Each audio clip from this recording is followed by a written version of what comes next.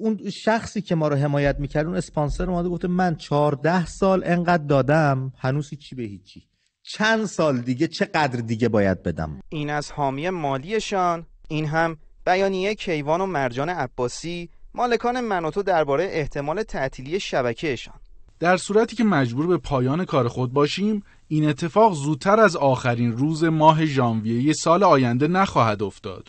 آشنایی این دو به دهه 90 میلادی باز می‌گردد. سال 1996 در سرزمین‌های اشغالی، یکی دانشجوی دانشگاه بنگورین و دیگری استاد دانشگاه حیفا. منوتو سال 2010 با همکاری این دو نفر و فردی به نام روحام هارونی تأسیس شد.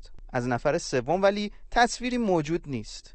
حالا پس از 13 سال فعالیت علیه ایران، حمله نظامی اسرائیل به تأسیسات هسته‌ای و نظامی جمهوری اسلامی منجر به براندازی میشه. حمله نظامی به ایران به تأسیسات اقتصادی و نظامی ایران. عوامل این شبکه گفتند دیگر براندازی برایشان نمی‌صرفد. اما متاسفانه در منطقه‌ای که ما هستیم هممون میدونیم بی‌ثباتی سیاسی، نابسامانی اقتصادی، همه اینها در منطقه بعد از یه مدتی خوب ثابت کردش که متاسفانه این ایده تلویزیون تجاری به هر حال به اون صورت هم کار نمی‌کنه. بیانیه‌شان را چند ساعت بعد یک حساب مجازی کامل کرد.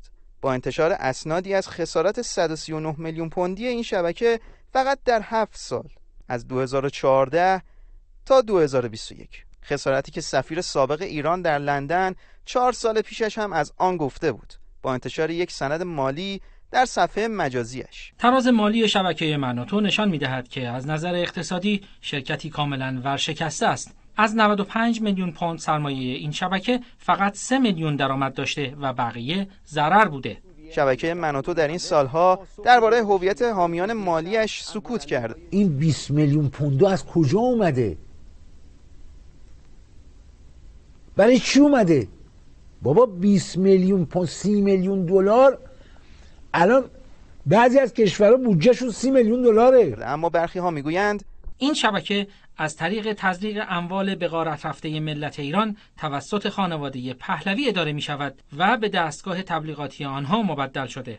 الان که رژیم منحوس صهیونیستی توسط گروه‌های مقاومت تحت فشار قرار گرفته، داره می‌بینیم که هزینه‌هاش رو داره معطوف به جنگ می‌کنه. حالا از دیروز که خبر تعطیلی احتمالی این شبکه سر زبان‌ها افتاده، برخی کاربران مجازی اینطور تحلیلش کردند: لطفاً فریب نخورید. طی 13 سال فعالیت شبکه منوتو این سومین بار است که کیوان و مرجان عباسی تعطیلی شبکه‌شان را اعلام می‌کنند، اما دکانشان بسته نمی‌شود. منوتو دنبال اسپانسر می‌گرده احتمالاً. اینا تعطیل بکن نیستن، فقط بازی در آوردن. گمانه‌ای که این حرفای کارمند منوتو آن را تقویت می‌کند. من یه چیزی هم که باید روش تاکید کنم اینه که هیچ تصمیم قطعی گرفته نشده. تا تاریخی که برای تعیین تکلیف منوتو اعلام شده کمتر از 80 روز مانده. محمد جواد رضا سلطانی، خبرگزاری صدا و سیما.